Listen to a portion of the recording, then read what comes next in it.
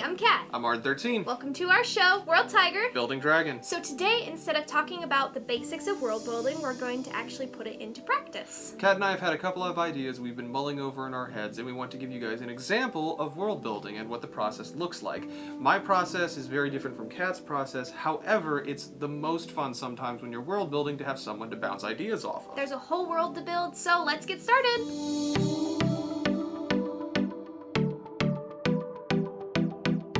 So, I know we look like disappointed parents when we're at the table, and now we look like disappointed teachers that were sitting at the whiteboard, standing at the whiteboard. Kat, where do we want to start? So we have a list of questions that I'm now standing in front of for what we wanted to talk about today. So our first question was, what defines the world? So... What defines the world? Genre? The genre, the feel, kind of. So when we've been talking about this world previously, we wanted it to kind of be a little bit steampunky. Steampunky, but mostly like mechanical, but rusted and gross in main areas. For this world, I kind of came up with just the main themes, main inspirations being I wanted to build a world that was more desert-like, so there's big themes of like we're in the desert and there's these mechanical things that are walking around and it's gross. One of the main things that you wanted to be the mainstays of this world that just kind of became the running, not necessarily theme, but motif, are these ideas of these mechanical walkers. Oh, yeah. So there, I don't know how or when this happened, but inspiration hit me with a rock, and so I drew a picture of this mechanical being, and we'll throw a picture up here, that you kind of just sit in this cage and you just kind of operate its arms and legs. So I had to come up with what does it do, what's that thing's purpose, and from there I kind of built this world around it. Think like the big mechs from Alien, from Avatar, from Suits on Love, Death, and Robots on Netflix. Yes. Like those things. Okay, so like every one of them is kind of different. Yeah. Serves a different well, they're purpose. all different, but then they also have those mechanical, like attachable arm things, so they can do different things. They can just go from like a grabby thing to like a twisty thing. Sure. So why do they exist in this world? So I came up with the idea that they would be mostly for mining. So they would be a utility, job purpose, so they would be mining things, and I started to think of like, okay, well why would you have to be in that thing instead of just being out and about mining a random ore? This ore doesn't really have a name yet, so that's part of what we're world building through, but basically this ore has a lot of radiative capabilities. Radioactive capabilities. There we go, that word, yeah. So there's lots of radiation when it comes to it, so you have to wear these mechanical suits or else you get just imbued with this radiation and bad things happen to you when you get lots of radiation.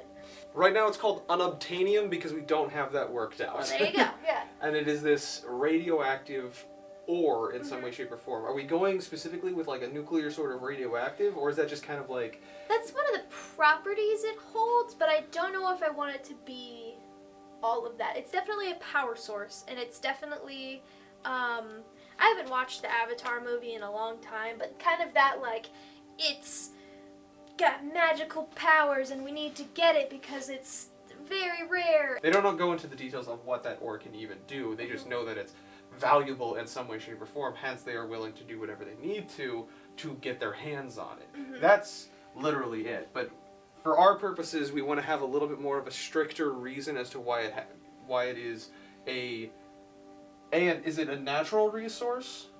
Yeah. Yes, then it is a naturally occurring resource, so it is a naturally occurring power source similar to that of coal, but with the radioactivity, where you're probably trying to push its capabilities and utilities, hence making it such a commodity that people are gunning for it and willing to build giant mechanical suits for it. This is just world building, bombs going off. So when you mine this ore, because it's so radioactive, it causes the area that it's in to kind of begin to decay and fall into this desert-like area, hence why there's this massive desert from people trying to mine so much of this unobtainium.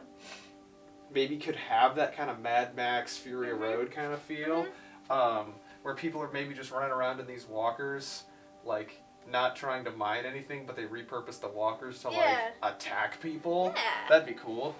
Next question we have, after we have this unobtainium, we've got these mechanical suits and kind of this rusted, gross, desert-y area. What kind of people would live in this world? So that was the next step that I took. And I tried to come up with the reason of like, okay, who would be the main players within this world? And I didn't necessarily want to go with the same general, like, everybody, all the races live here, because I wanted to be a bit more selective of who would live in this world and who would survive. So, main one would be the dwarves. So, because dwarves are normally miners, and they traditionally stay underground, and they have this resistance to poison and resistance to They would be resistant to the effects nuclear effects of Right. this unobtainium. Right. So you got the dwarves on top, and I thought, okay, well, they have the most power, they can grab this unobtainium the most, so they would be kind of in charge. Then you would have... They're also mechanically minded in and of themselves. When you look at such properties as the Elder Scrolls, the dwarves are the ones who came up with almost not necessarily identical to what you're thinking of, but they came up with basically robots, which is really cool. Yeah. As you were saying.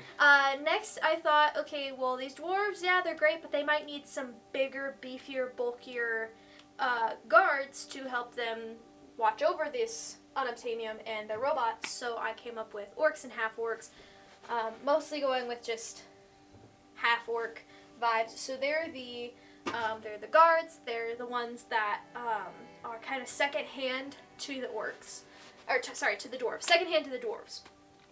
I went with the idea of calling them Uruks, just for the fact that Uruk is I do believe it is the Tolkien word for orcs, and that just is all-encompassing. It refers to all orcish peoples. Yeah, I like that a lot. And then after that, I was trying to come up with like elves.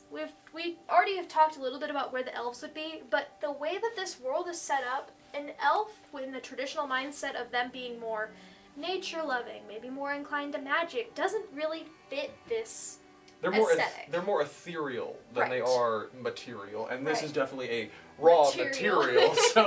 So for this purpose right now, as far as pecking order, elves aren't really there anymore. We've kind of talked about maybe where they left or where they went off to, but for now, they're not really important.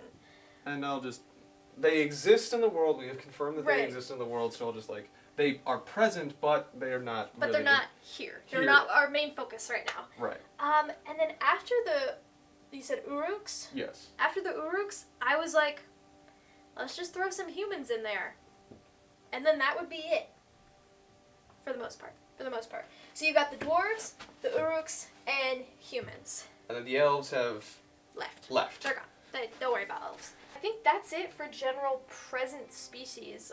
The only other ones that we would lightly mention would be more like tabaxi and animal folk, but that kind of comes into the folklore, legends, and secrets aspect of things. Next one we have would be folklore, legends, and secrets. So one thing that I was thinking about when talking about this world is that we also wanted to talk about kind of, did we want to make this a Pangea world, a continental world, or what have you, kind of going off of what we were discussing in our map making video. And Kat is really into Pangeas. Cool, awesome, let's roll with it. So we got a Pangea setting, but everything is surrounding this unobtainium, which we have to figure out a name for. We can't keep calling it that. We can't keep calling it that. Everything is surrounding this unobtainium, so at some point, the elves had to leave because there was a conflict between the dwarves and the elves, maybe over this unobtainium, or it was the fact that the dwarves' constant mining of the unobtainium was polluting, was making the elves sick. So, for some reason, the elves were pushed off continent, leaving the dwarves to be the dominant race, and from kind of the idea that I'm thinking, they left the continent and migrated east or west, in some direction. They left. And they never came back, which is why the elves aren't major players in this grand scheme of things. However, decades later, from the same direction that the elves left, the tabaxi and the animal folk came over. but they didn't come over necessarily in droves. They kind of came over as explorers first. Right. They wanted to kind of see what the situation was over here. But then slowly but surely, they have started to not necessarily assimilate or invade, but it's kind of this quiet invasion, I want to believe, where the Tabaxi and the animal folk have this sort of their own culture that they're coming from, but they're bringing in all of their spices and all of their materials, all of the different amenities that they have that the dwarves of this area do not have. And so they have kind of worked their way into the hierarchy as sort of these pseudo-merchant princes. And I thought that would be really cool as kind of this dichotomy, not necessarily dichotomy, but this kind of interplay with the main continent is populated by dwarves, but the dwarves haven't really left the continent to go explore where these animal folk came from, but there's always that lingering question of, okay, so what happened to the elves? And I think what we had like thrown around the idea is that the elves just like left and went to the moon. Yeah. So we have the planet, and then we have the moon. And at some point there's a continent here, and this is dwarf continent. We'll just call it dwarf continent. And then the elves left to this other continent that's over here. But because when they left, somehow the dwarves don't know this for sure. Only the animal folk really know this. But the dwarves don't believe it because the dwarves are the ones who came up with this. And in order to create this higher level of technology, you need this. But somehow, according to the Tabaxi, according to these animal folk, the elves went to the moon. Now this is all getting way ahead of everything. I mean, it kind of leads into like legends and things like that. But like, we kind of have a world map now, so. I mean, a a little world blob. I liked that a lot, just because, and at the same time, it could be true. Like the animal folk could just be like, yeah, they left to go to the moon, didn't you know? Or the animal folk could be like, hey, let's tell them that they went to the moon. Like, just, you know, you never know. And that's, I like leaving the animal folk as kind of this unknown, like, are they just tricksters? Or are they here with some malicious intent and they're feeding things in? What is their ambition? What are their goals? Right. And it's just, I don't know, they're here. We don't know about them yet. So this would be kind of a newer addition to the world as far as histories, which we'll get into for a second. You don't have to spend hours and hours trying to figure out what the lore of the world is. If you have some basic ideas of concepts of things that kind of define the status of your world currently, that's fine. Like that will help. That's enough to go off of, to go explore and make more sense of the stuff that you actually care about. So far we haven't talked anything about magic, other than like elves are innately magical. So as we see it, the world right now is very low magic. Very little. So an idea or a secret or a folklore that I'd come up with earlier was that unobtainium is actually from the bones of dragons. And so maybe that's where it came from. There's a lot of unknown when it comes to unobtainium and where it came from, how it came to be, and that's one of the, it comes from dragons. So do dragons exist in this world at all? I almost want there to be an event, like a big event where this is getting a very post-apocalyptic, there we go, post-apocalyptic feel to it. Maybe there was an event that caused this kind of unknown world beforehand. That way we don't have to think too much about it. I'm throwing in some theatrum feel where it's like, oh no, there was an event. We don't know what happened beforehand. You don't want to think about everything that happened in the thousands or hundreds of years history. You're just kind of like, and this thing happened and now we're here. Yeah. Are the dwarves the original rulers of this world? Or, because of this event, did the dwarves kind of usurp power?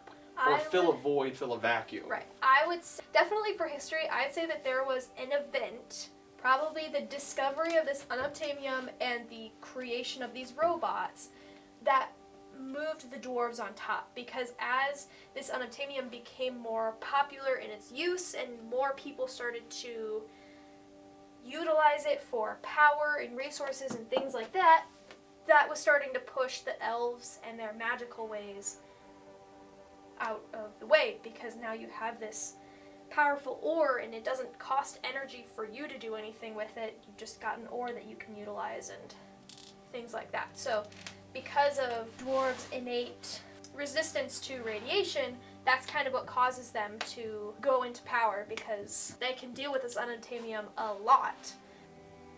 One of the main questions we talk about when we're talking about the history of a world is how old is it? Right now, especially in the beginning phases of world building, you don't really put a number on it, but you can definitely give a, like, before there was this, and then there was this, and now there is this.